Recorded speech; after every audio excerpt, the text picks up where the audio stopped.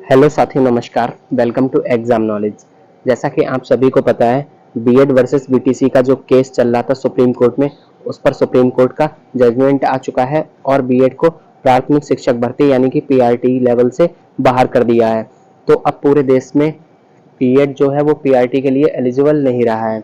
तो अभी तक इस पर एनसीटीई द्वारा कोई भी ऑफिशियल गाइडलाइन जारी नहीं की गई है, क्योंकि एनसीटीई की 2018 की जो गाइडलाइन आई थी गजट में, उसी के जरिए बीएड को शामिल किया था और अभी उस गजट को ही रद्द कर दिया गया है सुप्रीम कोर्ट द्वारा।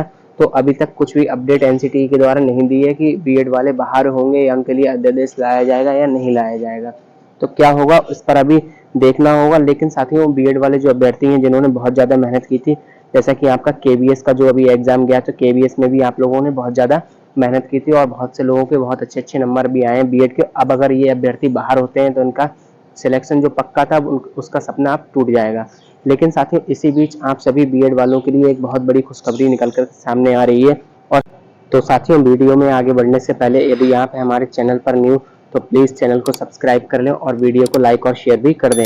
तो चलिए आपको दिखाते हैं बिल्कुल प्रूफ के साथ में। तो आप देखेंगे कि ये ऑफिशियल अकाउंट से ट्वीट किया गया है। यह हेमंत बिश्व शर्मा जी, जो कि हैं असम के सीएम, तो असम के चीफ मिनिस्टर हैं। इन्होंने कल अपनी 100 यानी कि 100वीं कैबिनेट मीटिंग की थी। तो इसमें इन्होंने क्या क्या डिसीजंस लिए हैं वो देखेंगे, और जो आपका बीएड के अभ्यर्थियों के लिए इन्होंने क्या डिसीजन लिया है वो आपके लिए बहुत ही ज़्यादा महत्वपूर्ण हो जाता है।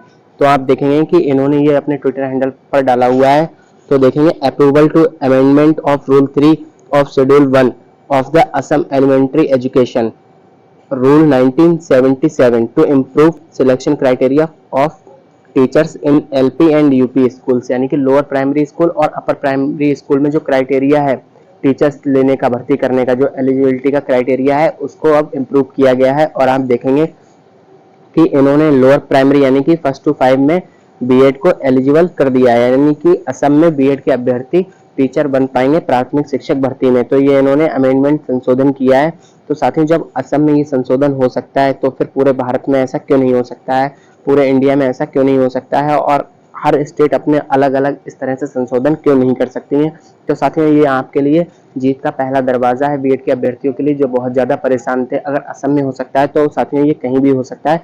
तो अभी आप यहाँ पर देखेंगे कि ऐसा नहीं कि मैं झूठ बोल रहा हूँ, यहाँ पर नहीं लिखा हुआ है। तो आप देखेंगे कि जो एलिजिबिलिटी है प्राइमरी स्कूल के लिए, उसमें आप देखेंगे कि डीएलएड, जो डीएलएड के साथ साथ में बैचलर ऑफ एजुकेशन बीएड और बीएलएड की बात की गई है। और इसके साथ में आपके पास स्टेट का टेट एग्जाम होना चाहिए या फिर सीटेट प्राइमरी लेवल का होना चाहिए। तो आप यहाँ पर देख पा रहे हैं कि सीटेट फॉर प्राइमरी स्कूल्स, और ये the selection of candidates shall be equal to the number of vacancies, तो ये लिखा हुआ है यहाँ पर आप देख पाएंगे। और ये जो है ऊपर आप देखेंगे selection of teacher for lower primary school and class 1 to 5, तो ये क्लास 1 to 5 के लिए है। और इसी के साथ साथ आप देखेंगे यहाँ पर नीचे जूनियर स्कूल की बात की गई है, यानी कि अपर प्राइमरी की। तो यहाँ पर भी बीएलएड और डीएलएड के साथ में बीएड, ये तीनों ही एलिजिबल हैं। तो असम में ऐसा हो सकता है साथियों, तो कहीं पर भी ऐसा हो सकता है। तो ये आपके लिए बहुत ही अच्छी खबर है और उम्मीद करते हैं कि बीएड के अभ्यर्थियों को उनका हक मिलेगा और प्राथमिक में शामिल किया जाएगा और एनसीटी इस पर जरूर कुछ ना कुछ फैसला सुनाएगी। और सरकार देखते हैं क्या अध्यादेश ला करके सुप्रीम कोर्ट का फैसला बदलेगी या नहीं।